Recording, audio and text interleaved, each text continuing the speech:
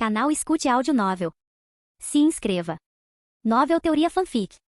Fanfic One Piece, o Lunariano mais forte. Parte 36. Capítulo 280. No Reino Celeste, a mais de 10 mil metros acima do nível do mar, uma ilha feita de terra e rocha flutuava no infinito oceano branco de nuvens. Um gigante, com quase 60 metros de altura, vestido com escamas rosa indestrutíveis e usando um capacete com chifres de veado, estava no topo de uma meia montanha flutuante, dirigindo-se diretamente para a ilha. Que tipo de corrente ascendente monstruosa seria capaz de lançar um pedaço de terra tão grande para o céu? A Judin estava de braços cruzados, sua longa cauda de dragão rosa balançando levemente, seus olhos cheios de incredulidade. Louis estava de pé no ombro de Judin, contemplando o mar verdejante infinito e a vinha gigante que se estendia ainda mais alto. Seu olhar acompanhou a vinha até os céus, seus olhos pensativos. Se bem se lembrava, o sino dourado de Xandor e um Poneglyphonegliphoneг detalhando a localização da arma ancestral, Poseidon, estavam no topo. Ele estava interessado e talvez subisse até lá, mas não agora. A prioridade era confirmar se a cidade de ouro havia sido esvaziada. Só quando o topo da montanha aterrissou na terra agora chamada Pátio Superior, Louis desviou o olhar, voltando-se para a floresta.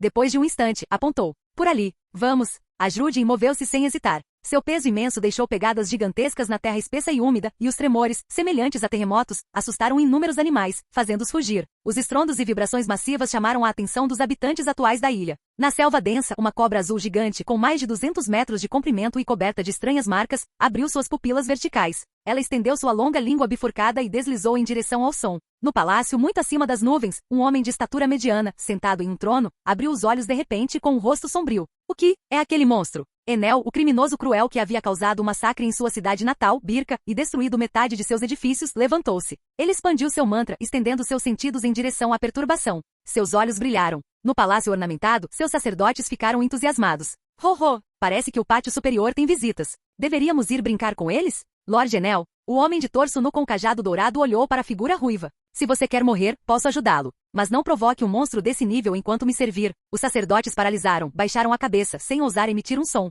Sabiam o quão aterrador era o seu Deus. Seu mantra envolvia a ilha, e seu corpo era tão indestrutível como se usasse uma armadura invisível. Enel caminhou até a varanda, olhando para a floresta. Será que são eles? Ele se lembrou do grupo que aparecerá em Birka há tanto tempo, pessoas com asas de verdade e altura em comum. Eles haviam encontrado algo lá e antes de partirem o salvaram quando ele estava sendo intimidado. Enel ainda se lembrava de uma velha senhora daquele grupo. Ela o vira sendo atormentado, pareceu se compadecer dele e o ensinou a treinar. Foi assim que ele adquiriu o poder de matar seus algozes e suas famílias. Agora, tantos anos depois, ele sentiu uma aura semelhante. Após um instante, decidiu esperar. O gigante de escamas rosadas caminhava pelo mar verde. As árvores enormes e densas chegavam apenas à sua cintura. Mesmo as mais altas mal roçavam seu peito. Louis desviou o olhar do palácio na trepadeira e olhou para o lado. Seu aqui da observação detectou uma forma de vida gigantesca se movendo em direção a eles. Era enorme, comprida o suficiente para engolir facilmente um gigante. Ele reconheceu imediatamente. Era a testemunha da amizade entre o grande aventureiro Nolan e o guerreiro Calgara, o neto da grande serpente Kashigami, conhecido pelos habitantes de Skipieia como Senhor do Céu, Nola.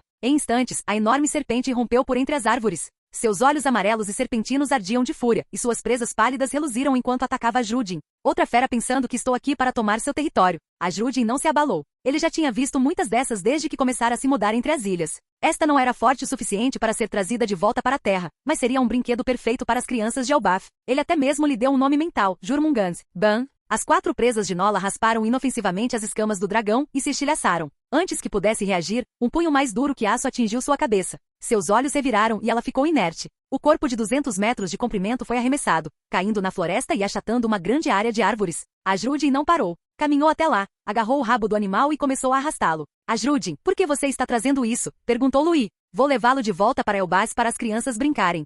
É venenoso, salientou Louis. Venenoso? A Judin fez uma pausa, lembrando-se das presas que acabará de quebrar. Seu olho tremeu. Ah, então, deixa pra lá. Ele soltou o rabo, deixando a cobra inconsciente para trás. Eles emergiram da floresta para as ruínas de uma vasta cidade. Era um caos. Prédios estavam desmoronados, cobertos de musgo e plantas. Pilares gigantescos, tão grossos quanto as pernas de Ajudin, jaziam espalhados por toda parte. A outrora deslumbrante cidade de ouro agora estava enterrada sob 400 anos de poeira, sem nenhum vestígio de sua antiga glória. Esta é a Cidade Dourada. Ajudin pegou um pilar, limpou a sujeira e viu o brilho dourado por baixo, agora arranhado por sua mão escamosa. Ele o jogou na palma da mão, avaliando o peso. Seu olhar percorreu o resto das ruínas cobertas de poeira e uma luz estranha entrou em seus olhos. A cidade de ouro, selada por 400 anos. Louis caminhava pela trilha coberta de musgo até o grande altar, olhando para a estrutura que ainda permanecia de pé. Ele refletiu que o fluxo ascendente ao lançar Xandora para o céu, ironicamente havia salvado do mundo abaixo. Ele pensou no aventureiro Nolan, que salvara os Xandianos. mas que depois retornará com seu rei, em busca do ouro. Louis não julgaria o caráter de Nolan, mas suas ações foram, sem dúvida, uma traição a Calgara. Louis subiu os degraus do altar, parando em frente ao mural empoeirado no topo. Ajrudin, que esperava lá embaixo, cruzou os braços e sentou-se. Crunch! O prédio sob seus pés rachou e gemeu sob seu imenso peso, desabando em seguida em um monte de escombros. Ajrudin se levantou da nuvem de poeira com o rosto sombrio. Que arquitetura frágil! Quebra só de sentar nela. Ele olhou para Louis, que não havia sido interrompido em seus pensamentos. Aliviado, Ajrudin aprendeu a lição e sentou-se de pernas cruzadas no chão para esperar por Birka. Enquanto isso, Louis limpou a poeira do mural. Ele retratava pessoas aladas chegando ao mar azul em estranhas embarcações em forma de chapéu. Sua primeira parada foi o céu, onde usaram tecnologia para criar nuvens em forma de ilha. Sua segunda parada foi Jaya, onde utilizaram alta tecnologia para minerar e construir a Cidade Dourada. A terceira parada deles foi a Headline, onde construíram uma grande cidade. Louis sentou-se e ficou pensativo. Ele combinou isso com o mural de Elbaf, derrubando algumas de suas antigas teorias. Talvez povo da Lua não se refira apenas aos lunarianos. Talvez os Skipianos, os Xandianos e os Lunarianos sejam todos descendentes do povo da Lua. Os Skipianos permaneceram na primeira parada. Os Xandianos permaneceram na segunda, perderam sua tecnologia e regrediram. E o último grupo, eles viviam na Headline, e algo lá, os transformou na raça lunariana. Ele ficou sentado em meditação por um longo tempo. Horas depois, Louis abriu os olhos. Ele sentiu várias pessoas se aproximando. 10 minutos depois, passos leves entraram na cidade, acompanhados de exclamações de admiração. Ajrudin os ouviu e abriu os olhos, lançando um olhar para Louis em busca de ordens. Para ele, contanto que não fossem atrás do ouro, não havia necessidade de matá-los. Mas Louis estava ali, então a decisão era dele. Louis lançou-lhe um olhar que claramente dizia, dê um jeito nisso. Ajrudin assentiu com a cabeça e esperou. Poucos minutos depois, o grupo se aproximou. Eles avistaram a destruição recente. Uma bela mulher de cabelos negros, vestindo uma roupa reveladora, viu os danos e franziu a testa, desagradada por ver uma ruína tão antiga danificada. Ao lado dela, um jovem de cabelos verdes com 3 espadas ajoelhou-se, tocando a marca. Parece uma pegada. Será que um rei do mar ou um dinossauro subiu aqui? Suas palavras fizeram a pequena criatura peluda que estava com ele entrar em pânico, e ela pulou na perna de Zoro, gritando, isso é aterrorizante. Zoro, me proteja. Zoro suspirou, balançando a perna. Eu sei. Só sai de cima, Chopper. A mulher, Robin, sorriu. Talvez esteja nos observando agora, esperando para nos separar. Robin, não diga isso. Chopper gritou, agarrando-se com mais força. Zoro, resignado, começou a arrastar Chopper. Nico Robin deu um leve sorriso para si mesma. Contornou um canto do altar com a intenção de escalá-lo, e parou abruptamente com o pé suspenso no ar. Ela virou a cabeça lentamente com rigidez. Um arrepio mortal percorreu sua espinha. Suas pupilas se contraíram e seu rosto empalideceu. 2 pares de olhos, um gigante, um pequeno, encontraram os dela. Zoro, ocupado em arrancar o abraçador de rosto de sua perna, finalmente percebeu que Robin estava congelada. Ele olhou para cima, seus olhos se estreitaram e sua mão foi para suas espadas. Ele se virou e congelou. No final do caminho, uma figura do tamanho de uma montanha estava sentada de pernas cruzadas. Estava coberta de escamas rosadas e metálicas, com chifres gigantes e uma longa cauda serpentina. A pressão era imensa, mesmo estando apenas sentada ali. O choque de Zoro se transformou em um sorriso selvagem. Ele amarrou sua bandana verde, desembainhou suas 3 espadas e colocou uma na boca, encarando a criatura. O cão guaxinim com chifres olhou, gritou monstro, e instantaneamente se transformou em sua forma grande e musculosa, embora ainda estivesse tremendo, tentando parecer intimidador. Zoro notou, no entanto, que o olhar do monstro não estava nele, mas ainda fixo em Robin, como se estivesse pensativo. Do alto do altar, Louis observava, invisível. Roronoa Zoro e Nico Robin. O Mar do Leste era pacífico demais, pensou Louis. Zoro é forte, muito mais forte do que na linha do tempo original, mas está muito atrás de Kuina. Estar irremediavelmente perdido realmente o prejudicou. A voz de Ajrudin ecoou. Nico Robin. Roronoa Zoro. Vocês estão aqui pelo ouro? Ele pode falar. Chopper gritou, tremendo ainda mais. Calma, Chopper, rosnou Zoro. É óbvio que ele usa uma Akuma no Mi. Robin, recuperando-se, cruzou os braços com suor frio na testa. Não,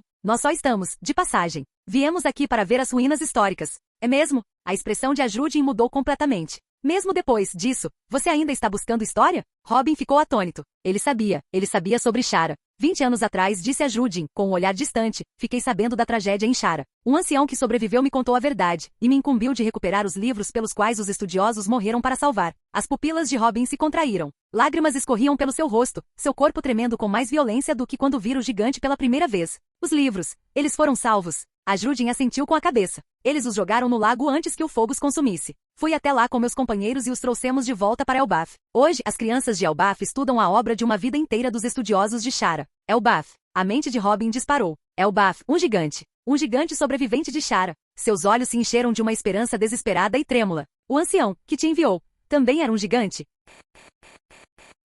Capítulo 281. Em frente ao altar na Cidade de Ouro, os olhos de Nico Robin estavam embaçados pelas lágrimas, uma mistura de tristeza e alegria avassaladora a invadindo. Ela olhou para Ajrudin, que mesmo sentado se destacava entre os gigantes comuns, aguardando a resposta que tanto ansiava ouvir. Robin, Chopper, ainda em sua forma de ave point, foi atraído pelo tremor de Robin, seus olhos cheios de preocupação e confusão. Perto dali, Zoro ouvia a conversa deles. A ferocidade e a sede de batalha em seus olhos diminuíram um pouco, mas ele permaneceu alerta, ainda em sua postura mais forte. Embora Robin tivesse se juntado à tripulação em circunstâncias suspeitas, ele já a havia aceitado como uma de suas na cama. Ele sentiu a tensão no ar se dissipando. Ao encontrar o olhar esperançoso de Robin, a Judin baixou a cabeça, projetando sua enorme sombra sobre os 3 chapéus de palha. Isso mesmo, ele também é um gigante. Ele vem do mesmo reino dos gigantes no Mar do Sul que minha mãe, e eles tinham laços profundos. Então, quando ele chegou em Elbaf, me procurou imediatamente. Você deveria saber o nome dele. É Saul. Saul. Ao ouvir o nome confirmado, Robin não conseguiu mais controlar suas emoções. Lágrimas escorreram pelo seu rosto. Que maravilha!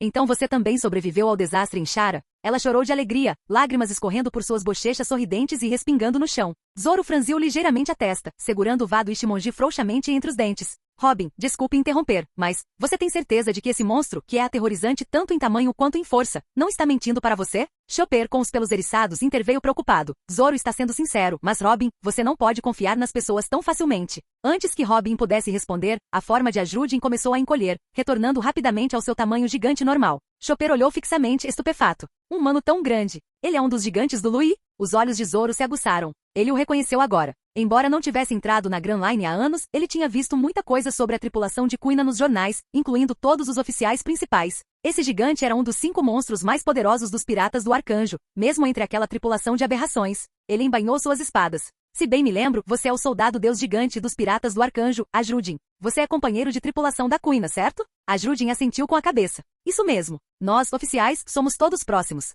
Sabemos da sua promessa a ela. Zoro sorriu com confiança. Aquele que se tornará o maior espadachim do mundo, definitivamente serei eu. Ajudin olhou para Robin, que aos poucos recuperava a compostura. Ele pegou o Dendemushi que usava como fone de ouvido e discou um número. Puru puru puru, puru puru puru. Ao ouvir o toque, Ajudin se abaixou e ofereceu o Dendemushi a Robin. Nico Robin, disse ele com sua voz grave, Saul costuma nos contar histórias sobre você. Na verdade, pensou Ajudin, era mais do que apenas histórias. Saul estava profundamente preocupado com ela. Ele quis procurá-la inúmeras vezes, mas sempre o impediam, lembrando de que lhe faltava uma perna e que oficialmente estava morto aos olhos do governo mundial. Ajudin não era imprudente como Loki. Ele sabia que se Saul reaparecesse, o governo mundial perceberia. Se eles voltassem sua atenção para Elbaf, o sacrifício dos estudiosos poderia ter sido em vão, e o próprio Elbaf poderia estar em perigo. No fim, Saul só pôde pedir aos gigantes que iam para o mar que ficassem atentos a notícias dela. Isto é, Robin usou o poder de sua Akuma no Mi, fazendo brotar braços para pegar o Dendemushi, já adivinhando quem estava do outro lado. Nesse instante, a chamada foi completada. Uma voz surgiu do outro lado da linha, fazendo com que novas lágrimas brotassem nos olhos de Robin. Alô, Ajudin? Você ligou porque tem notícias sobre Robin? Era a mesma voz que ela se lembrava da infância. Quase 20 anos mal haviam deixado vestígios no gigante. Um sorriso se abriu no rosto de Robin. Saul, é tão bom. Você está vivo. Do outro lado da linha, na escola em Elbaf, Saul congelou. Sua voz começou a tremer. É você, Robin? Sou eu. Os olhos de Robin se encheram de lágrimas novamente. No segundo seguinte, a risada peculiar e característica de Saul ecoou do Dendemushi, Derechichichi. Ao ouvir aquela risada, a mesma depois de 20 anos, Robin não conseguiu conter as lágrimas. Ela enxugou os olhos, rindo em meio aos soluços. Derechichichi. Por um instante, as duas risadas estranhas ecoaram pelas ruínas de Shandora. Zoro não conseguiu conter o sorriso. Parece que ele não estava mentindo. Perto dali, Chopper, embora não entendesse completamente, foi tomado pela emoção da cena e caiu em prantos. Uau! Robin encontrou sua família. É tão emocionante. Com o nariz escorrendo e lágrimas escorrendo pelo rosto, ele agarrou a camisa de Zoro e começou a limpar o nariz. Zoro ficou furioso instantaneamente, seus olhos se arregalaram e seus dentes se afiaram como os de um tubarão. Ei, Chopper, não use minhas roupas como lenço de papel. Desculpe, mas eu não tenho roupa nenhuma. Chopper soluçou fracamente sem parar. Seu maldito bolinho de pelo. Vou te dar uma surra. Zoro rugiu. Ajudin sentou-se de pernas cruzadas com um leve sorriso no rosto. Saul, você finalmente encontrou Nico Robin. Acima no altar, Louis estava sentado em um degrau, com a espada das 7 estrelas repousando em seu colo. Ele estava usando seu Haki da observação para procurar por Birka. Não o encontrou, mas sentiu vários outros sinais de vida humana se aproximando de Shandora. E o resto dos chapéus de palha? Louis olhou pensativamente para o grupo de Robin. Um instante depois, vozes ecoaram das proximidades. Robin Chuan. Robin. Chopper. Cabeça de musgo. Vocês estão aí? Ajudin ergueu os olhos. Esses também são seus companheiros? Ao ouvir um dos apelidos, o rosto de Zoro escureceu instantaneamente. Resmungou ele, incluindo aquele maldito cozinheiro do amor. Ouro, ouro, é tudo ouro. O grito extasiado de uma mulher cortou o ar, assustando bandos de pássaros. Ajudin ergueu uma sobrancelha. Tem certeza de que não está aqui pelo ouro? Zoro não respondeu diretamente, apenas lançou um olhar interessado para Ajudin. Parece que sim. É verdade, admitiu Ajudin sem rodeios. Chopper, lembrando-se do amor de Nami por tesouros, teve um mau pressentimento. Ele engoliu em seco. O quê? O que aconteceria se estivéssemos aqui pelo ouro? Ajudin estendeu a mão para trás e desembainhou seu machado de batalha de lâmina dupla, do tamanho de uma casa. O brilho ameaçador do aço refletiu em seus rostos. Seu silêncio dizia tudo. Resolveríamos isso como piratas. Ei, então era aqui que você estava. Nesse instante, um par de braços estendidos surgiu da rua, agarrando-se a um prédio perto de Zoro. Os olhos de Zoro e Chopper se arregalaram em horror. No segundo seguinte, uma série de gritos de terror e palavrões ecoou no ar. Chopper disparou. Várias figuras passaram voando pelo local onde eles estavam, gritando enquanto se lançavam em direção ao altar. Ah! Vamos morrer! Maldito seja Luffy! Eu vou te matar! Quando estavam prestes a cair, dezenas de braços brotaram dos degraus do altar, entrelaçando-se numa rede que os apanhou. Estamos salvos! O Zop ofegou com as pernas tremendo. Nami correu até Robin, escondendo o rosto em seu ombro. Graças a Deus por você, Robin. Você é tão confiável. Robin Schwaan. Sanji, se recuperando primeiro, tentou se jogar nos braços de Robin como Nami, mas ela habilmente se esquivou com um sorriso. Zoro observou tudo com um sorriso zombeteiro no rosto. Ei! Sanji se irritou, pronto para brigar com Zoro, mas uma risada alta e alegre chamou a atenção de todos. Xixi, isso foi divertido.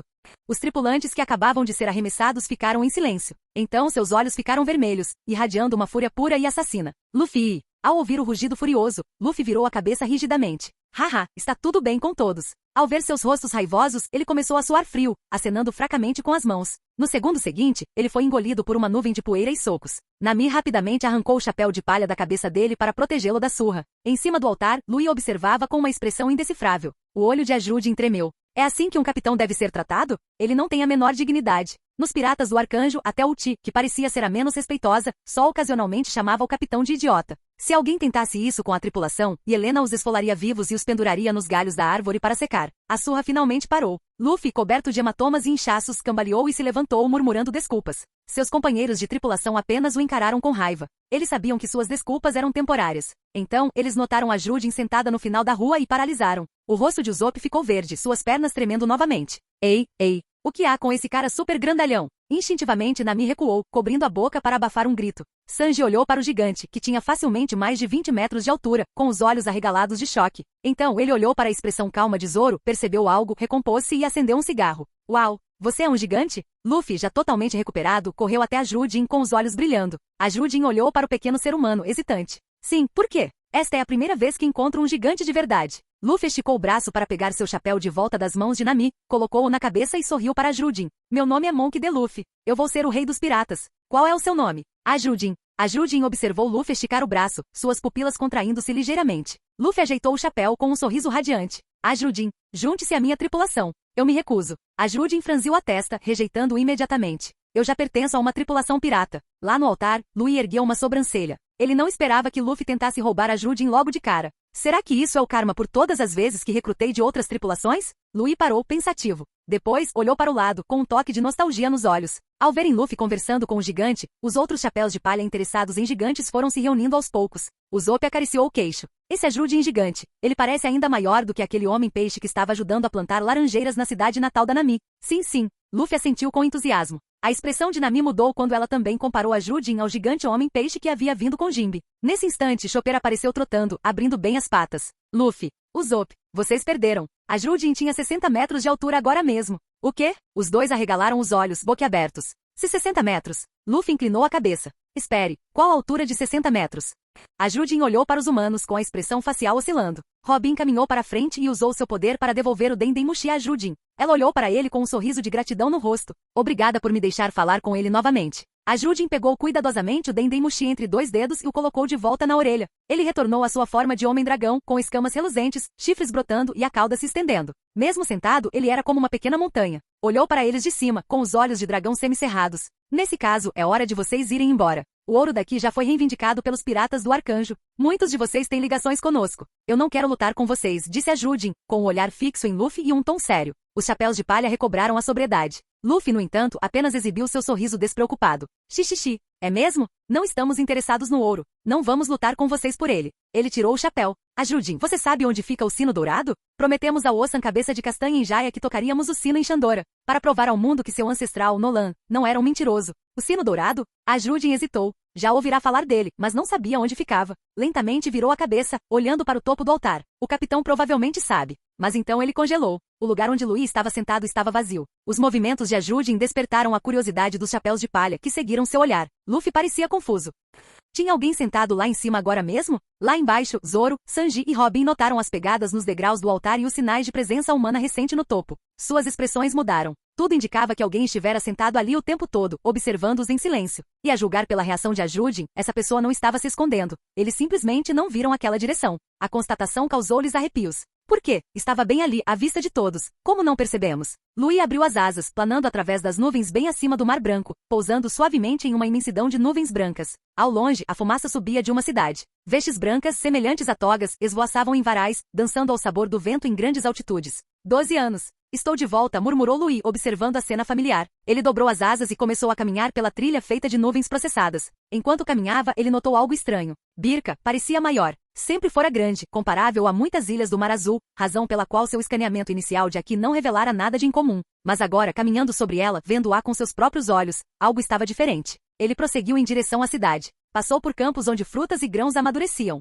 Viu homens e mulheres com braços emplumados trabalhando a terra. Os habitantes de Skipieia olharam para cima, viram a figura alta com asas brancas impecáveis e o reconheceram. Ah, é só o Louis, murmurou uma mulher de meia idade e voltou ao seu trabalho. Minutos depois, ela se endireitou de repente. Espera. Louis? Louis voltou? Ela olhou em volta freneticamente, mas ele já tinha ido embora. Ao se aproximar da cidade, Louis ouviu gritos e rugidos. Mudou de direção, seguindo o som até um trecho de floresta transplantado do Cowbelt. Além dele, havia uma área de treinamento marcada por batalhas e incêndios. Feras ferozes e primitivas treinadores do Cowbelt estavam atacando suas garras e dentes revestidos de aqui do armamento. Um grupo de crianças lunarianas, nenhuma com mais de 10 anos, lutava freneticamente para sobreviver. Cada golpe lançava 2 ou mais crianças a centenas de metros de distância, fazendo-as se chocar contra rochas estrategicamente posicionadas e se estilhaçando. Enquanto se levantavam cambaleando tontas, os treinadores atacavam novamente, agarrando-as com a boca e mastigando-as como se fossem brinquedos. A nostalgia refletiu Louis. Ele só havia treinado ali uma vez, mas a lembrança era vívida. Este era o campo de treinamento para bebês.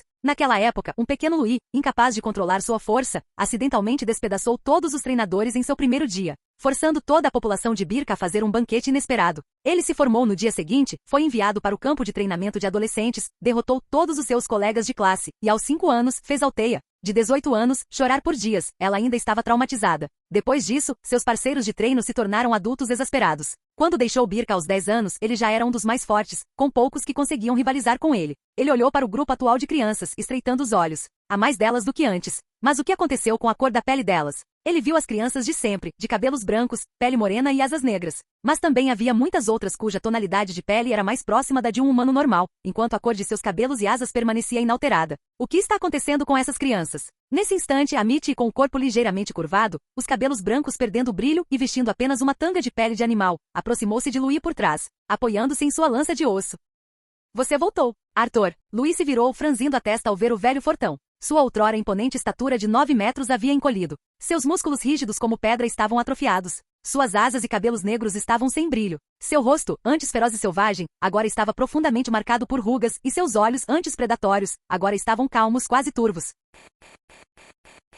Capítulo 282. Amit. Louis observou o estado atual do velho fortão, seus lábios mal se movendo. Ele nunca tinha visto Amit tão frágil, como se uma forte rajada de vento pudesse derrubá-lo. Outrora, Amit fora imponente de constituição poderosa, mais parecido com um pequeno gigante do que até mesmo Charlotte Linlin. Mesmo 7 anos atrás, durante a batalha na entrada do Novo Mundo, a força de Amit havia diminuído, mas ele ainda possuía o físico formidável de seu auge. Diante de Louis estava um velho, definhado e frágil, emanando uma aura crepuscular. Uma árvore em decomposição perto do fim. Em comparação com as emoções complexas de Louis, o próprio Amit parecia bastante sereno em relação às mudanças. Seus olhos nublados desviaram o olhar de Louis para os jovens lunarianos no campo de treinamento, que finalmente conseguiam cercar uma das feras. Uma expressão gentil suavizou suas feições. Isso é algo que todos precisam enfrentar. Não há motivo para tristeza. Supere isso, garoto. Fiz tudo o que precisava. Não me arrependo da segunda metade da minha vida. Naqueles últimos anos, Amit testemunhou o nascimento e o crescimento de Arcordon com imensa alegria. Sua existência significava que mesmo após a morte de Amit, a raça lunariana teria pelo menos um guerreiro de elite para protegê-la.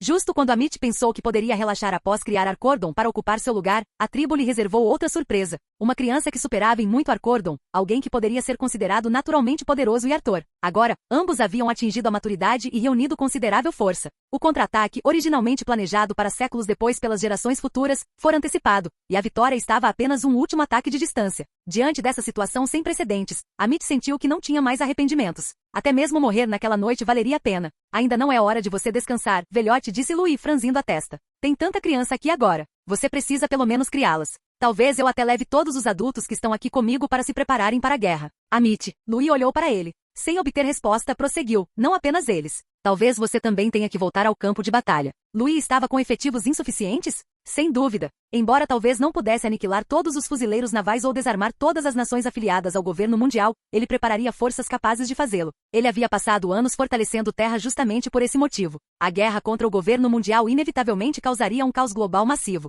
Louis pretendia pôr um fim a ela rapidamente, minimizando a turbulência e assumindo o controle com agilidade. Ele precisava de uma força poderosa o suficiente para esmagar todos em Mary Geoise, exceto em Mu, um exército capaz de aniquilar os fuzileiros navais, mesmo que eles não o fizessem de fato, e unidades móveis que pudessem ser mobilizadas via van para suprimir levantes em todo o mundo. Se não fosse pelo receio de interromper esse precioso período de preparação, Louis já teria ido até Mary Geoise para testar a força de Mu.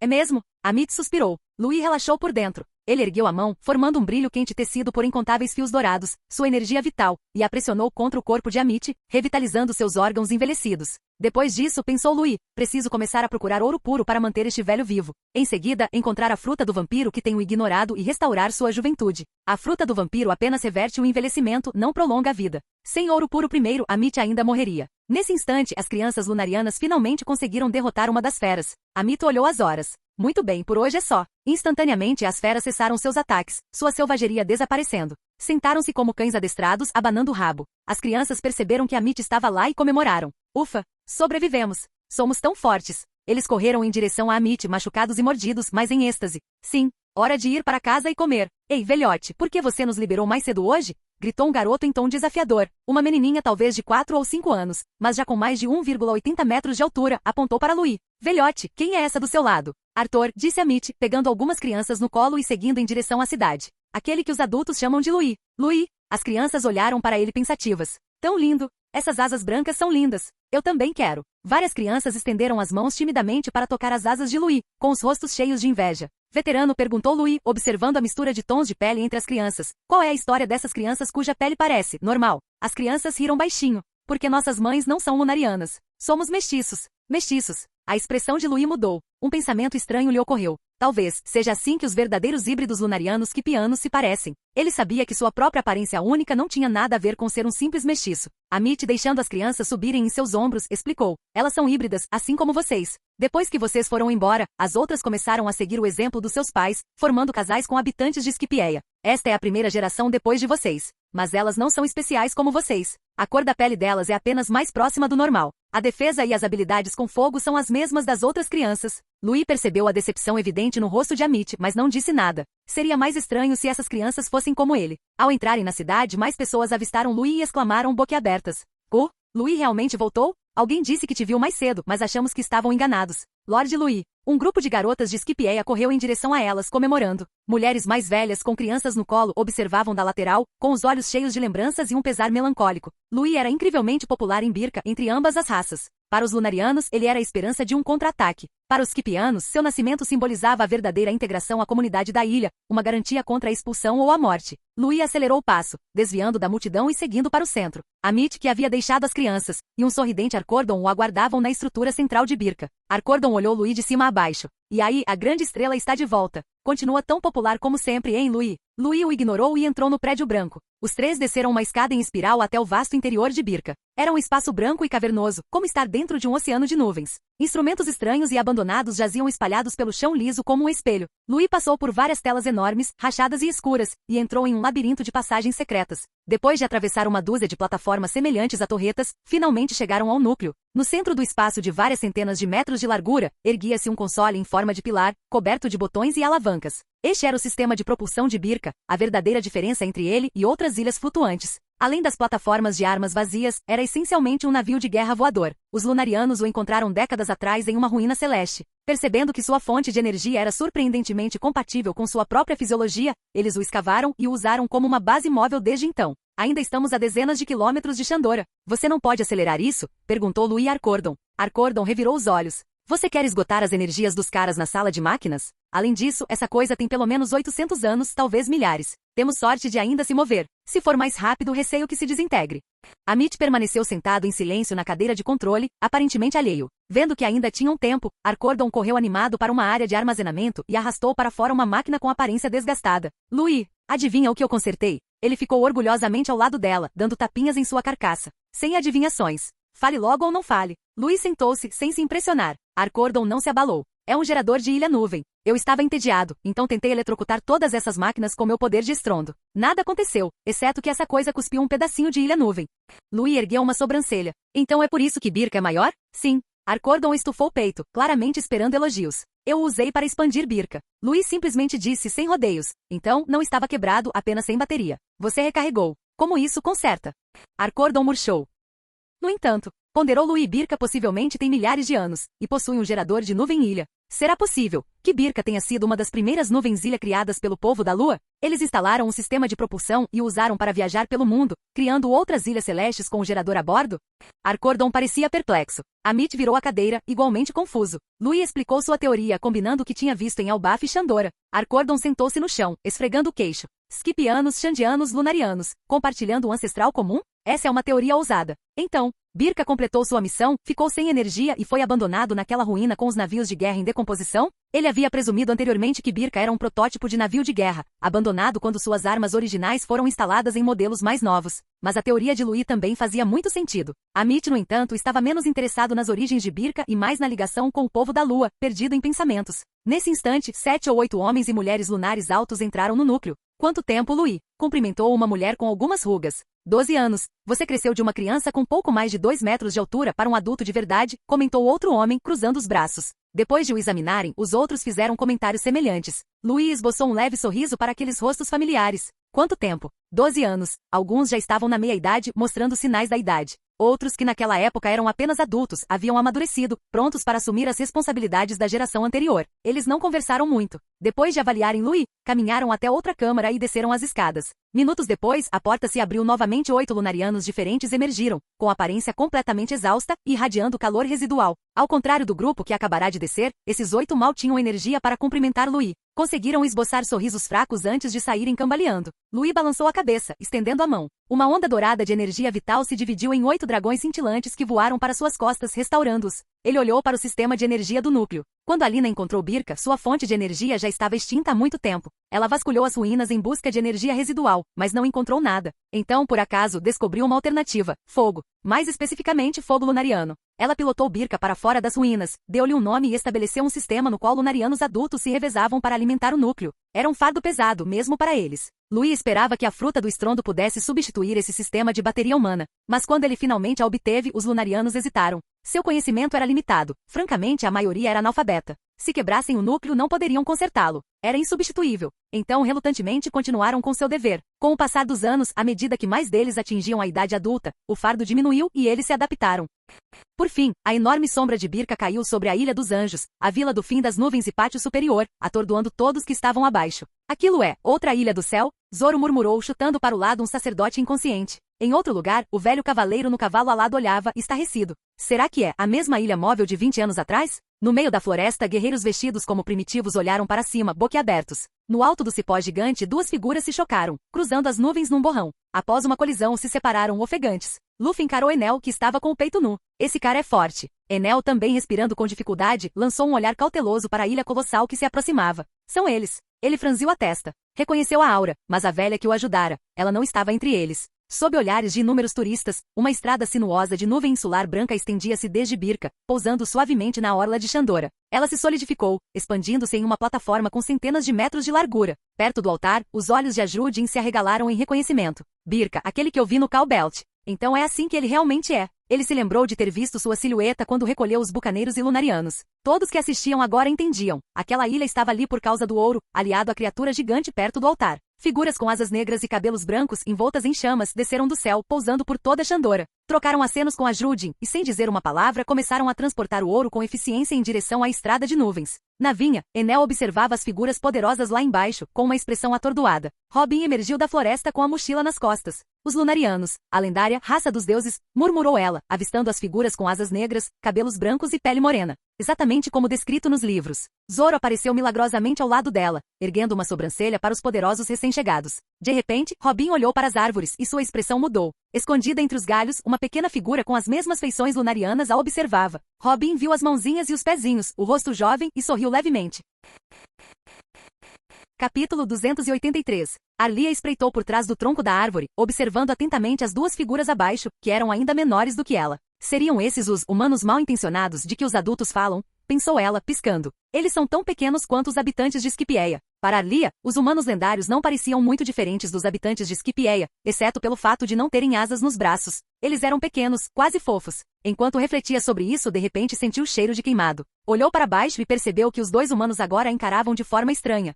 Assustada por ter sido descoberta, Arlia rapidamente se escondeu atrás da árvore. Então ela percebeu por que havia sido vista. A árvore atrás da qual ela estava escondida estava em chamas, crepitando alegremente. De volta a Shandora, vários lunarianos interromperam seu trabalho, olhando para a árvore em chamas na orla da floresta. Após uma rápida análise com seu aqui da observação, eles ergueram as sobrancelhas. Arlia percebeu os olhares deles e lançou um olhar para as chamas atrás dela. Meu fogo deve ter incendiado a árvore. Ela saltou da árvore, aterrissando em frente aos dois humanos, sua curiosidade superando a cautela. Agora que estava exposta, não havia motivo para se esconder. Estufou o peito, tentando imitar os adultos e parecer severa. Humanos, o que vocês estão fazendo aqui? Zoro olhou para a figura, mais alta que ele, mas com um rosto infantil, e ergueu uma sobrancelha. Só uma criança? Ele voltou a olhar para as figuras altas carregando ouro. Mesma raça, indivíduo diferente. Que gracinha, murmurou Robin, olhando para a menininha de cabelos brancos e asas pretas. Vendo-os em silêncio, Arlia franziu a testa. Todos os humanos são tão mal educados assim? Parece que os adultos estavam certos. A maioria dos humanos nos vê e imediatamente pensa na recompensa de 100 milhões de belis, denunciando-nos ao governo mundial. Seu breve lampejo de sentimento positivo desapareceu. Ela fez beicinho e começou a passar por eles em direção às ruínas. Nesse instante, passos ofegantes se aproximaram. Arlia ficou tensa. Esperando reforços. Apareceram várias figuras. Robin Chuan, cabeça de musgo. Um homem loiro de sobrancelhas encaracoladas, uma mulher de cabelos alaranjados, uma criatura com chifres e um homem de nariz comprido aproximaram-se apressadamente. Pararam abruptamente, encarando a menina de cabelos brancos, asas negras e chamas que se elevavam atrás dela. Que tipo de garoto é esse? Perguntou a mulher de cabelos ruivos. O loiro acendeu um cigarro, encarando Zoro. Ei, cabeça de musgo, você não sequestrou esta linda dama, sequestrou? Idiota, resmungou Zoro. Cuidado! Gritou o cão guaxinim com chifres, apontando para as chamas. Ela está pegando fogo. Os outros finalmente perceberam as chamas e correram para ajudar a apagá-las. Mas os olhos da garota de cabelos brancos se tornaram penetrantes. As chamas atrás dela se intensificaram, envolvendo todo o seu corpo. Ela abriu suas amplas asas negras como tinta e alçou voo, olhando para os chapéus de palha. Ela está voando. Deve ser um usuário de Akuma no Mi. Ignorando os gritos de choque, Arlia voou em direção a Shandora sem olhar para trás. Os chapéus de palha ficaram perplexos. Antes que pudessem entender o que havia acontecido, notaram as figuras altas trabalhando com a Jrudin, transportando ouro. Elas têm as mesmas características daquela garotinha, disse Sanji, hesitante. Isso significa que elas não são usuárias de Akuma no Mi? E aquelas asas, não são enfeites? Usopp ficou boquiaberto. Enquanto isso, Arlia pousou ao lado dos lunarianos que trabalhavam. Há um grupo de pessoas nos observando da beira da floresta. Será que realmente podemos deixar que nos vejam? Não importa. De qualquer forma, em breve estaremos nos revelando ao mar, respondeu um homem de meia-idade, com rispidez. A Jrudin notou a garotinha empoleirada em uma pilha de ouro. Beira da floresta? Você quer dizer Nico Robin e seu grupo? Arlia inclinou a cabeça, confusa. A Jrudin apontou. A maioria deles tem ligações com os piratas do Arcanjo. No geral, eles são relativamente amigáveis. É mesmo? Arlia olhou pensativa para a floresta. Ela sabia que os piratas do Arcanjo eram a tripulação de Louis. Então, minhas suposições estavam erradas? Quando os outros olharam para trás, Arlia havia desaparecido novamente. Eles voltaram a olhar para a floresta. Na orla da floresta, Arlia pousou de volta em frente aos chapéus de palha, sua hostilidade dissipada. Vocês são a tripulação dos chapéus de palha que o grandalhão mencionou? Sobre Birka. Arcordon estava na borda da ilha de nuvens, usando seu aqui da observação para observar a ilha abaixo. Cada vez mais crianças voavam para explorar a floresta, mas ele não as impedia. Elas nunca tinham saído de Birka antes. Deixá-las vagar enquanto os adultos trabalhavam não era problema. Se elas se metessem em encrenca, ele poderia alcançá-las instantaneamente. Nesse instante, Louis pousou ao lado dele, dobrando suas asas brancas como a neve. Arcordon se virou surpreso. Você já voltou? Eles só deixam você ficar uma vez a cada 12 anos. Estavam dispostos a deixá-lo ir tão cedo? Com prazer, disse Louis após uma pausa com uma expressão impagável. Ele tinha acabado de voltar para casa pela primeira vez em 12 anos e reencontrar seus pais. A princípio, eles estavam radiantes, chorando de felicidade. Era um reencontro familiar normal. Mas, depois de meia hora, voltaram ao normal, praticamente grudados um no outro, insinuando sutilmente quando ele poderia ir embora novamente. Arcordon suspirou, esfregando a testa. Eles não mudaram nada. Tanto faz. Pelo menos não me deram irmãos mais novos, disse Louis secamente, já acostumado com isso. Arcordon olhou para a floresta, prestes a dizer algo, mas Louis o interrompeu. Assim que o ouro for carregado, traga a Birka para a terra. Tudo bem, concordou Arcordon. Mas, e os Xandianos na floresta? Ouvi dizer que o ouro é deles, que estão planejando como recuperá-lo. A discussão não havia parado desde que chegaram. Arcordon não queria abrir mão do ouro, mas também não queria conflito. Xandianos? Louis franziu a testa.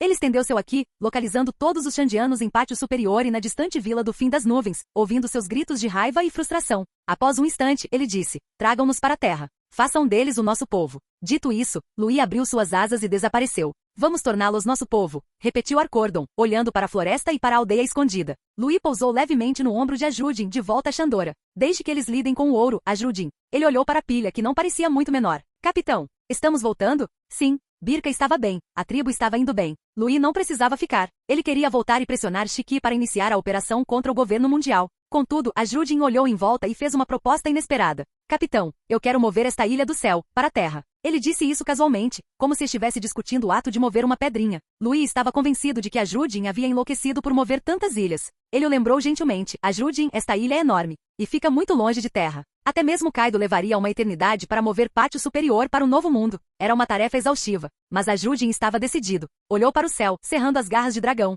Capitão, quero me desafiar. Minha força e meu físico não estão melhorando tão rápido quanto antes. Preciso de uma prova maior.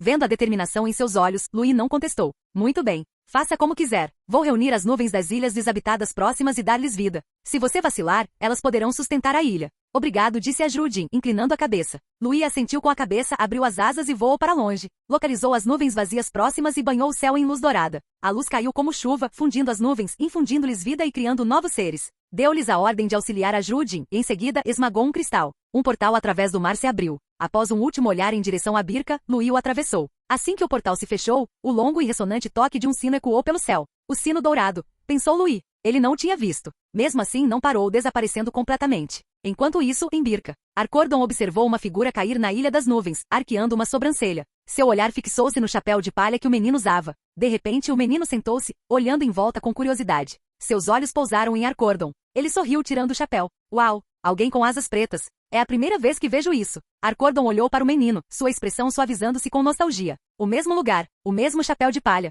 Duas pessoas semelhantes. Um leve sorriso surgiu nos lábios de Arcordon. Há quanto tempo? Roger. Canal Escute Áudio Novel. Capítulo 284. Em terra, Louis atravessou o portal, materializando-se nos jardins de Avain. A primeira coisa que viu fez arquear uma sobrancelha. No centro do jardim, um Dendemushi de projeção exibia um vídeo do concerto de Uta e Shiraoshi em Atlântida em uma grande tela branca. Na tela gigante, Uta e Shiraoshi cantavam e dançavam. Em frente a ele, uma mulher de cabelos negros, vestida com roupas de fã de Uta e Shiraoshi, agitava um bastão luminoso, completamente absorta na apresentação. Louis a reconheceu. Baby Five, a parceira que ele havia designado a 10 bonês para trabalhos mais complicados. Ele achou isso fascinante. O interrogatório de Uta no mundo dos sonhos havia traumatizado profundamente a Baby Five, tanto que Uta se tornará seu segundo maior medo. Movida por esse terror, a Baby Five, que notoriamente nunca conseguia recusar um pedido, instintivamente recusava tudo que Uta pedia. E no entanto, lá estava ela, assistindo secretamente ao vídeo do show, vestindo roupas personalizadas de fã. Louis jamais imaginaria isso. Ele decidiu dar-lhe alguma privacidade e após um breve olhar, virou-se e saiu do jardim sem dizer uma palavra. Ele reapareceu no castelo, logo abaixo de Avain.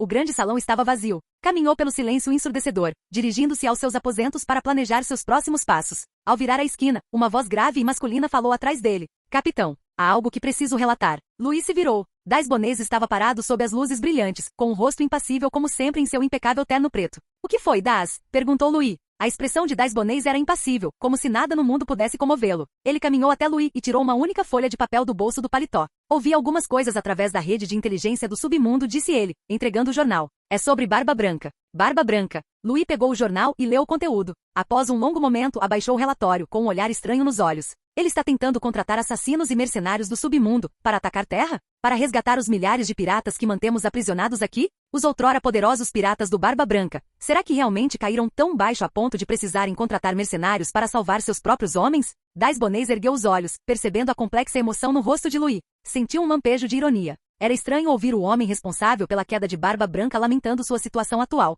Finalmente Louis devolveu o relatório. Informem todos os oficiais e capitães da frota, e fiquem de olho nisso. Dito isso, Louis se virou e continuou em direção ao seu quarto. Entendido, disse Daz, virando-se e desaparecendo na esquina. Enquanto isso, na primeira metade da Grand Line, encontra-se o arquipélago de Sabaldi. Dentro de uma casa de leilões luxuosa e opulenta com um leve cheiro de sangue antigo, o anfiteatro estava lotado. Magnatas, chefões do submundo, piratas ricos e figuras famosas de todo o mundo ocupavam todos os assentos. Todos permaneciam sentados em silêncio tenso, com os olhos fixos em um único baú de tesouro coberto por um pano vermelho no palco. Seus olhares eram penetrantes, possessivos. Eles encaravam seus concorrentes, o ar carregado de hostilidade. Esses desgraçados deveriam todos morrer. Essa fruta do diabo é minha. Uma matilha de cães vadios ousando competir comigo. Na multidão, uma figura um tanto inchada, completamente escondida sob um manto escuro, sorriu, revelando uma boca com vários dentes faltando. Zerralhalharra. O leilão, já perto do fim, era agora um barril de pólvora prestes a explodir. O apresentador, alheio à tensão, pigarreou e sorriu radiante para o microfone. Pessoal, estamos chegando ao fim do leilão desta noite, e sei que todos vocês estão aqui por este último tesouro. Nesse caso, vamos começar o leilão final.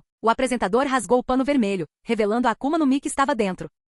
No momento em que foi revelado, os olhos de toda a multidão ficaram vermelhos. A respiração deles tornou-se ofegante. Uma logia. O apresentador abriu os braços. A Akuma no Mi mais maligna e perversa da história. A Akuma no Mi do tipo logia, a Akuma no Mi das trevas. O lance inicial é de um Beli. Num canto da multidão, um velho de cabelos brancos e óculos observava surpreso. Uma Akuma no Mi do tipo logia? E eles estão leiloando. Começando com um Beli, até eu estou tentado. A sala explodiu em alvoroço. 100 milhões de Belis. Rugiu um pirata notório. Mas o preço foi instantaneamente aniquilado. De um camarote privativo acima, uma voz grave exclamou, 1 bilhão de Belis. A sala ficou em silêncio, com todos olhando fixamente para o camarote. O grande coveiro. Então, uma voz feminina sensual veio de outra cabine. Eu ofereço 1,5 bilhão, fufufu. O coveiro rosnou. Stussy. Para que alguém no ramo do prazer precisa de uma Akuma no Mi? Para entreter seus clientes. A risada de Stussy ecoou de volta. Você acabou de me dar uma ideia. Parece que você também tem alguns hobbies interessantes, coveiro. Em meio à multidão, Teash, Barba Negra, ignorou as provocações. Seus olhos estavam fixos na fruta que ele tanto cobiçava, com um sorriso sombrio e ganancioso no rosto.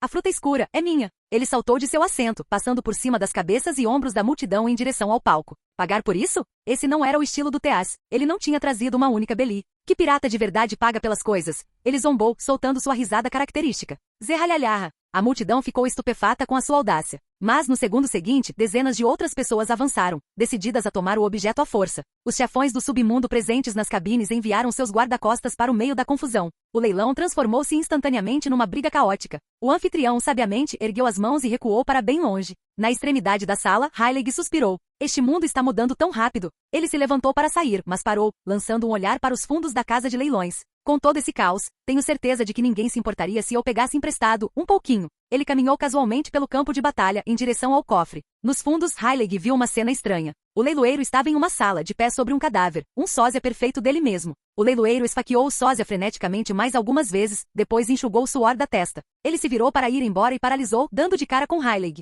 A mão do anfitrião, impostor, se contraiu, mas ele reconheceu o Rei das Trevas e sabia que não tinha a menor chance. Nervosamente limpou o sangue do terno. Lord Heilig, posso. Heilig apenas sorriu, ajeitando os óculos. O cofre. O homem entendeu imediatamente. Por aqui. Ele tirou um molho de chaves, apontou para a parede, arrancou rapidamente o disfarce e fugiu. De volta ao salão principal, Teash estava no palco, coberto de sangue ofegante. Ai, isso doeu. Aos seus pés jaziam 2 agentes da CP-0 mortos. Vários outros agentes feridos o cercavam. Barba Negra Teash? Por que o comandante da 2ª divisão do Barba Branca está aqui? Será que a fruta negra vai para os piratas do Barba Branca? Teash os ignorou. Ao ver que o prêmio com que sonhara finalmente era seu, ele sorriu. A fruta negra. É minha. Velho, espere só. Espere eu trazer isso de volta antes de atacarmos terra. Fizemos uma promessa. No instante em que suas mãos ásperas se estenderam para a fruta, várias figuras vestidas com ternos brancos e máscaras apareceram num instante, arrebatando a fruta antes que ele pudesse alcançá-la. Barba Negra Teaz, disse um deles, eu aconselharia você a não tocar nisso. Uma grande personalidade já o reivindicou. CP0. Teaz viu a fruta em suas mãos, e seus olhos ficaram vermelhos, seus dentes rangendo. Uma grande personalidade? Os Cavaleiros de Deus? Quase todos estão mortos e ainda são tão arrogantes. Porque eles mesmos não vêm buscá-la. Enfurecido, Teaz liberou todo o seu aqui aterrorizante. Os agentes da CP-0 congelaram, com suor frio escorrendo pelas costas. O que é isso? Como um mero comandante de divisão pode ter um aqui tão assustador? Teaj, sem mais se conter, avançou contra eles. Nos fundos da sala, Heilig sentiu o poderoso aqui o envolver. Aquele pequeno aprendiz da tripulação do Barba Branca, tem um aqui tão forte assim? No palco, Teaj estava vitorioso, ofegante e cercado por corpos. Serrahara. A Akuma no Mi mais maligna da história. A Akuma no Mi do Tipologia das Trevas. É minha. Ele levou a fruta à boca, sem se importar com o sangue, e deu uma mordida enorme. Em seguida, a fruta do tremor, um odor bizarro e horrível, como de cadáveres em decomposição e fezes, explodiu em sua boca. No segundo seguinte, o sorriso de Teaz congelou. Seus olhos se encheram de um desespero absoluto e profundo. Lágrimas brotaram. Isto não está certo. Nesse instante, uma voz arrastada e preguiçosa veio da entrada. Oh, que medo! Nossa, quanta gente infame reunida aqui hoje! Um raio laser dourado saiu da porta e atingiu Teaz em cheio no peito. Pum! O laser atravessou, mas em vez de escuridão, um jato de matéria amarela e fétida espalhou-se pelo palco. A multidão ficou boquiaberta. É elementalização. Ele é um usuário de logia. Droga, perdemos a chance de ganhar um prêmio logia. Mas então, o cheiro os atingiu. Que fedor é esse? Eles rapidamente localizaram a origem do odor na substância amarela espalhada por toda parte. Uma onda de olhares estranhos e de desgosto recaiu sobre Teaj. Será esse o poder da fruta das trevas? A fruta escura fede? Será por isso que é considerada a fruta mais maligna? Por que tem um cheiro tão ruim que ninguém consegue chegar perto? Os murmúrios, os olhares de repulsa, a pena. Era demais. O rosto de Barba Negra se contorceu, uma expressão mais dolorosa do que o choro. Na entrada, a expressão do almirante Kizaru era impagável. Ele baixou a perna lentamente com desgosto. Capítulo 285. Oh, meu Deus! Kizaru lá no alto prendeu a respiração enquanto olhava para a matéria amarela espalhada por todo o palco. Isso é sério? Uma habilidade dessas é muito problemática. Na verdade, em vez da fruta das trevas do Tipologia, parece muito mais com a fruta do cocô do tipo Paramecia. Ele lançou um olhar discreto para a perna mecânica que Vegapunk havia construído para ele, com um lampejo de alívio nos olhos. Se ele tivesse realmente chutado Teaj, o homem poderia ter ficado bem, mas sua perna teria sido contaminada com aquela coisa fedorenta. Kizaru não queria ter nada a ver com isso. Mas ao olhar para Teaj, sua expressão se tornou complexa. Barba Negra Teaj não estava no mesmo nível que os outros piratas ou agentes. Se não estivesse no topo absoluto, estava muito perto. Para derrotar um oponente como esse, lasers de longo alcance não seriam suficientes. Ele teria que entrar em combate corpo a corpo, usando aqui. Mas nesse caso, mesmo Kizaru, o homem mais rápido do mundo, não tinha absolutamente nenhuma confiança de que conseguiria lutar sem ser atingido. No palco, Teaz olhou para o enorme buraco aberto em seu peito, que já estava sendo preenchido por uma substância amarela e viscosa. A luz em seus olhos se apagou, como se ele tivesse morrido por dentro. Como isso aconteceu? Tinha exatamente a mesma aparência da fruta escura, e a fruta cocô não se parece nada com ela. Teaz tinha visto a enciclopédia das frutas do diabo. Ele sabia a diferença. A fruta escura era roxa clara, como um aglomerado de conchas de caracol. A fruta cocô era exatamente o que o nome sugeria, uma pilha marrom em espiral. Enquanto Teaz permanecia ali atônito e incrédulo, as vozes da multidão se ergueram novamente. De repente, alguém percebeu o que tinha acontecido e um sorriso se espalhou pelo seu rosto. Ei, vocês perceberam? O quê? Perguntou outro pirata. Esse cheiro, e essa coisa amarela, não parece escuridão, né? Só pode ser a fruta cocô. Enquanto falava, o sorriso do pirata se alargou, cheio de escárnio. Outro pirata percebeu. É isso mesmo. Eu também pensei nisso. É só cocô. A multidão olhou boquiaberta. Guahaha. Guiahahara. A casa de leilões explodiu em uma gargalhada ensurdecedora. Todos os olhares estavam fixos em Teaj, que permanecia de cabeça baixa com o escárnio evidente. Ele lutou tanto, só para colocar as mãos numa fruta cocô inútil? Isso é hilário. Graças a Deus que não comi. Nunca mais conseguiria mostrar meu rosto em público. No palco, os agentes da CP-0, por estarem mais próximos de Teaz, estavam sentindo o cheiro forte e puro. Seus olhos lacrimejavam por trás das máscaras e eles estavam prestes a desmaiar. Trocaram um olhar e começaram a se afastar. Eles sentiram uma estranha e profunda gratidão por Teaz. Estavam simplesmente felizes por ele ter sido o culpado. Nem conseguiam imaginar o que teria acontecido se tivessem conseguido recuperar a fruta negra, apresentá-la aos dragões celestiais e depois assistir a um dos novos candidatos a Cavaleiro de Deus comê-la, e se transformar num homem cocô. A execução deles teria sido rápida. As risadas da multidão continuaram, como se zombar do homem cocô pudesse de alguma forma apagar a humilhante derrota que sofreram nas mãos dele. Mas as gargalhadas intermináveis e estridentes finalmente fizeram algo em Teaz se romper. Seu desespero se transformou em uma fúria gélida. As veias saltaram em sua testa e seus punhos enormes se fecharam. Kizaru ergueu uma sobrancelha. Fez um gesto para os fuzileiros navais que o acompanhavam, sinalizando para que se afastassem. Os chefões do submundo nas varandas, pressentindo o perigo, fugiram. Vocês já disseram o suficiente? Teaz ergueu lentamente a cabeça, seus olhos frios e brutais percorrendo a multidão. A repentina e gélida intenção assassina congelou os piratas, e o riso deles morreu em suas gargantas. No segundo seguinte, Teaz explodiu. Seus braços instantaneamente adquiriram uma coloração amarelada e doentia. Ele os estendeu para frente, desencadeando uma verdadeira tempestade de merda sobre os piratas atônitos. Inúmeros jatos de um líquido viscoso e fétido jorraram, enchendo as bocas escancaradas dos piratas e arremessando-os para trás. Num instante, toda a casa de leilões ficou impregnada com um fedor tão forte que cegou a todos, fazendo com que lágrimas e ranho escorressem de seus rostos. Então, para seu horror, o corpo de Teas começou a crescer, transformando-se em um gigante de 10 metros de altura feito daquela substância fétida. Kizaru, que já flutuava a centenas de metros de distância, apenas balançou a cabeça. Oh, que medo! Por que vocês tinham que falar tanto? Embora seu tom fosse zombeteiro, seu dedo já estava apontado. Tum! Raios laser deslumbrantes dispararam, atingindo as pernas dos piratas em fuga e derrubando-os no chão. Antes mesmo que pudessem praguejar, uma mão gigante e fétida desceu do alto. Bum! A mão de Teas bateu com força. O impacto espalhou a substância amarela por toda parte, cobrindo toda a casa de leilões. Se não fossem as paredes, teria coberto metade do mangue. Crack! O prédio já danificado desabou, liberando o odor tóxico no ar, que foi levado pela brisa marítima através dos manguezais vizinhos. Turistas e fuzileiros navais que não haviam evacuado ficaram verdes. Seus olhos ardiam, seus estômagos reviravam e todos começaram a vomitar. Arg! Em outro manguezal, Heilig observava a cena se desenrolar, com uma expressão que nunca havia exibido antes. Ele navegara pelo mundo, vira de tudo e conhecia a verdade da história. Pensava que nada mais poderia surpreendê-lo. Ele estava errado. Ele nunca tinha visto aquilo. Não apenas em Heilig, ninguém nas ilhas vizinhas jamais tinha visto tanta sujeira, ou sido cercado por um cheiro tão forte. Eles fugiram em pânico. No ar, Kizaru, ainda em sua forma de luz, suava.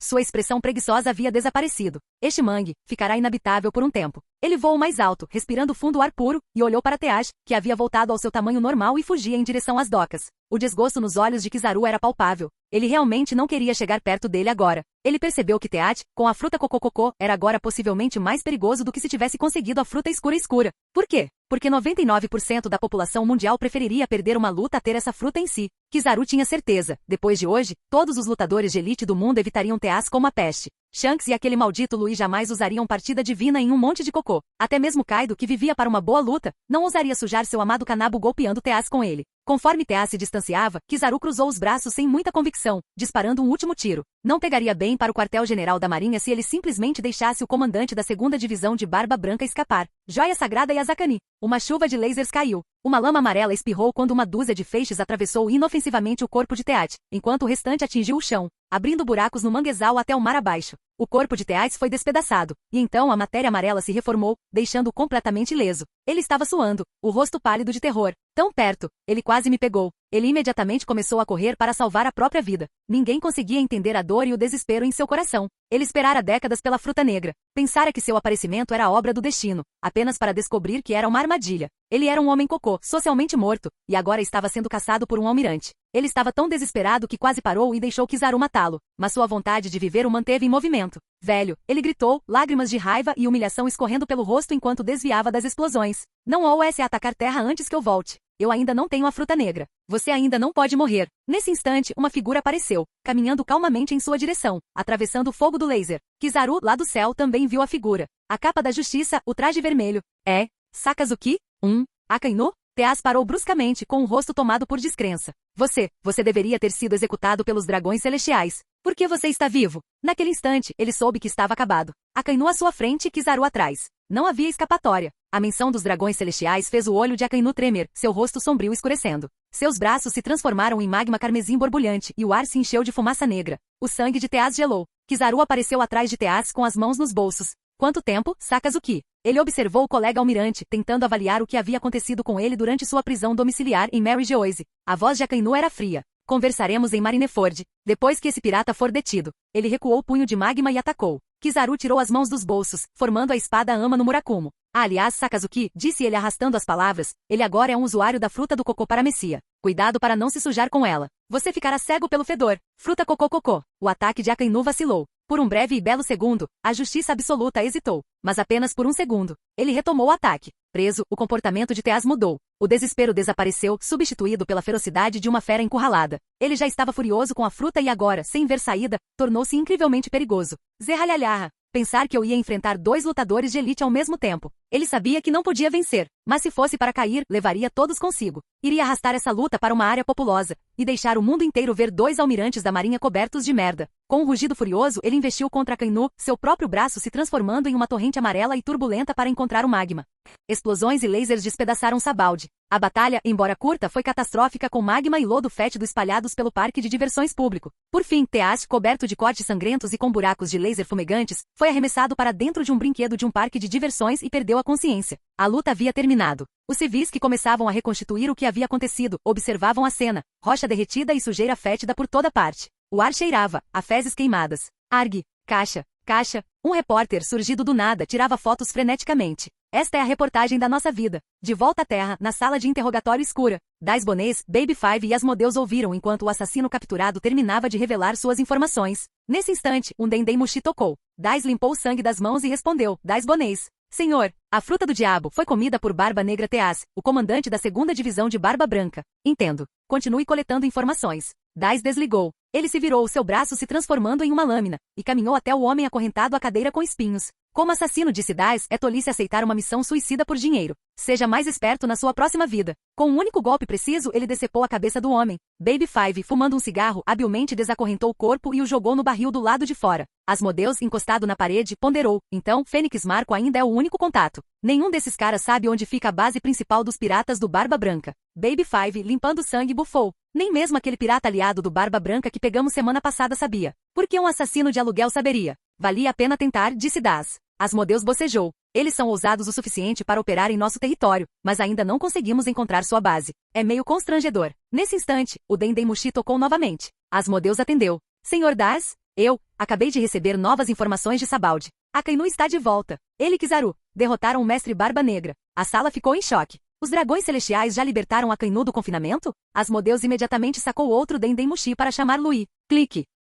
O Dendemushi respondeu. Eu já sei, disse a voz de Lui, e desligou imediatamente. Os três apenas se entreolharam. Com a tripulação do Barba Branca farejando por perto, Lui tinha seu aqui cobrindo toda a terra. É claro que ele sabia. No castelo, Lui sentou-se no sofá. Olhou para as figuras à sua frente, asas negras, erguendo-se como torres de ferro negras. Vá, traga, aquilo, de volta. Alteia inclinou a cabeça, seu rabo de cavalo branco balançando. Entendido. O grupo se virou e entrou em um portal. Lui então se levantou e desapareceu no vazio. Ele reapareceu na costa de terra, de pé na praia. Um instante depois, uma cabeça rosada e molhada emergiu da água. Shiraoshi, ao ver Lui, assustou-se, mas logo nadou para mais perto. Ela inclinou a cabeça, piscando os olhos azuis. Lorde Lui, o peixe-lanterna sobre o qual você perguntou. Eles o encontraram. É exatamente como você descreveu, maior que um rei marinho supergigante com uma lanterna brilhante.